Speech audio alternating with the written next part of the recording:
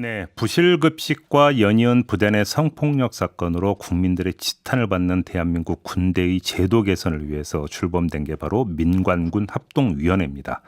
근데 여기서 지금 파열음이 나오고 있습니다.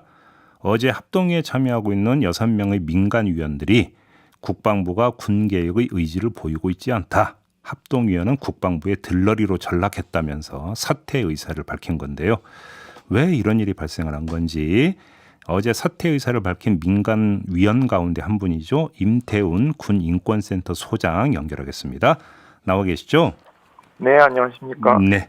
결정적 계기가 평시 군사법원 폐지 문제 이겁니까? 결정적인 것은 그것뿐만 아니고요. 예. 군이 계속 자기들이 원하는 것들을 4개 분과가 있는데요. 예. 그 4개 분과의 국방부 직원들과 군 관계자들 통해서 계속 이렇게 푸시해 왔습니다. 예를 들어 주신다면. 예를 든다면은 3분과가 급식 관련된 것인데요. 부실 급식 관련해서요. 예. 이 경우에는 예를 들면은 조달 체계를 변경하는 어떤 시범부대 운영 같은 경우에 지금 하고 있는데 예. 이 분과 위원들에게 자문을 구하거나 또는 이런 시범 운영을 해도 되는지에 대한 부분을 분과 회의에 올리지 않고 예. 자기들이 멋대로 하다가 지금 납품 비리가 지금 정황이 포착됐어요. 어허. 예. 그러면서 이제 3분과 위원들 같은 경우에는 지금 좀 많이 화가 난 상태이고요. 4분과 같은 경우에 군사법개혁인데요. 예. 이 같은 경우에는 평시 군사법원 폐지를 골자로 하는 결의안을 통과시키려고 하니까 네. 박은정 공동위원장께서 4분과 위원장인 김종대 의원에게 압박을 하면서 상정을 못하도록 방해한 것이 드러났습니다.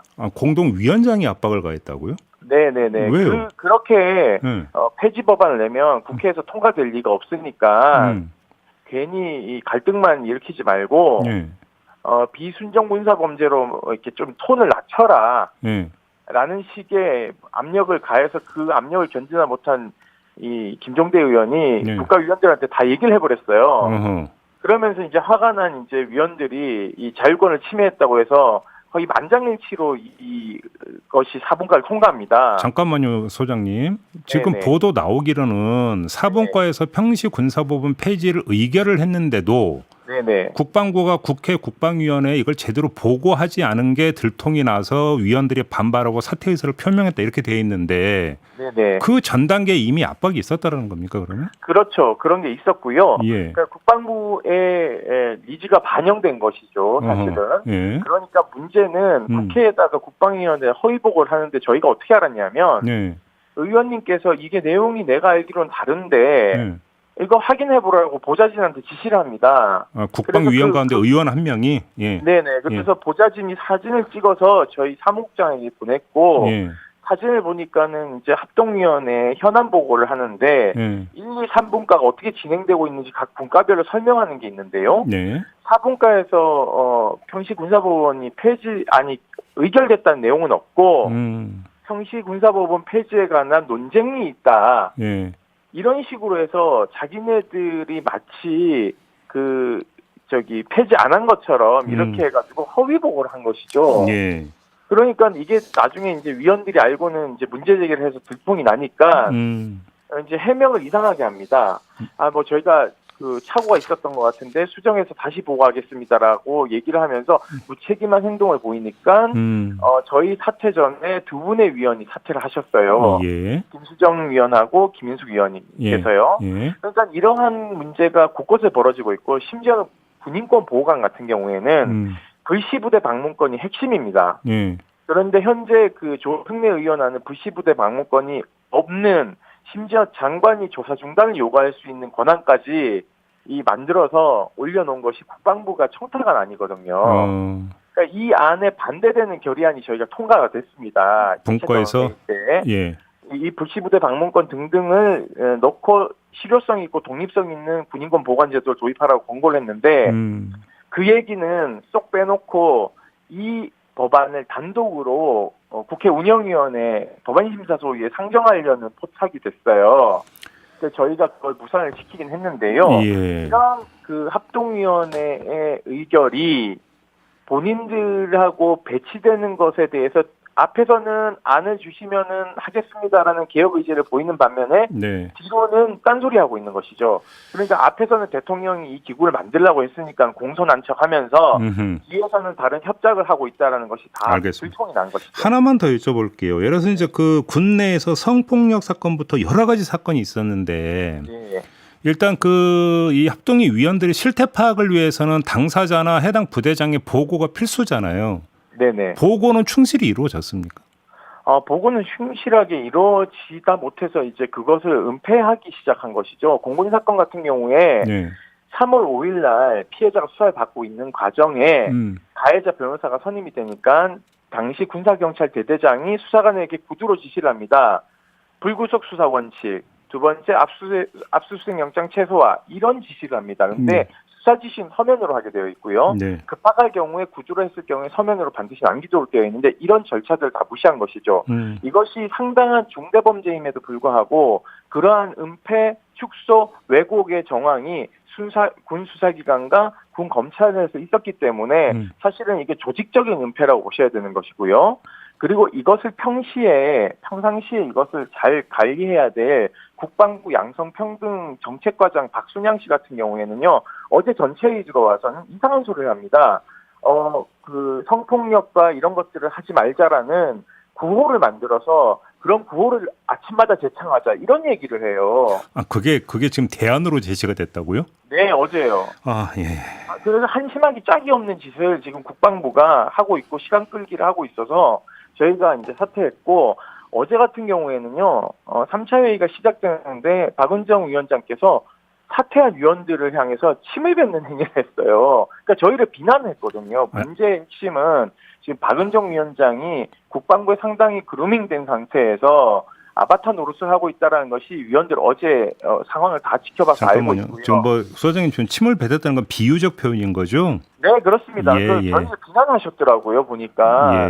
그 1차 그 해군 사건이 벌어지고 나서 해명하는 자리에서도 군이 수사 중이니까는 얘기 못한다라는 굉장히 무책임한 태도를 보이자 4명의 위원이 사퇴하셨거든요. 잠깐만요. 그 위원장께서 비난을 하셨어요. 해군 성추행 사건 있잖아요. 네. 관련해서 그 소속 부대장이 출석을 거부한 적이 있습니까?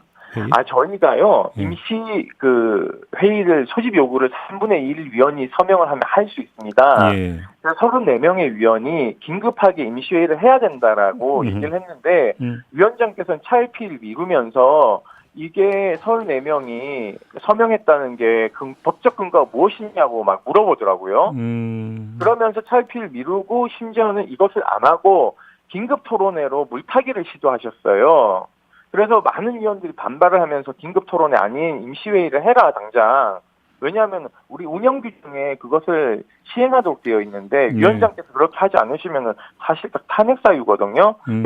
거세게 반발하니까 마지못해서 수요일날 개최하는 것을 화요일날 땡겨서 합니다. 왜냐하면 이날 주요 그 군 수뇌부 회의가 있기 때문에 일부러 국방부 장관과 해군 참모총장을 참석시키지 않으려는 꼼수를 부린 것이죠. 저희는 출석 요구서에 반드시 명기해놨습니다. 해군 참모총장과 해당 부대장 그리고 중수대장과 수사 관계자들을 모두 출석하라고 요구했는데 그것이 사라지고 해군 참모총장과 양성평등센터장이 오면서 이것이 그 군 수뇌부 보위를 하기 위한 것으로 작동했다라고 저희는 의심하고 있습니다. 지금 이제 그 소장님께서 여러 차례에 걸쳐서 박은정 공동위원장의 문제점을 지적을 해주셨는데 만약에 박은정 공동위원장이 여기에 대해서 반론이 필요하다는 입장을 표명을 하신다면 저희가 언제라도 마이크를 내어드릴 준비를 해놓고 있겠다라는 점을 일단 좀 말씀을 좀 드리도록 하겠고요.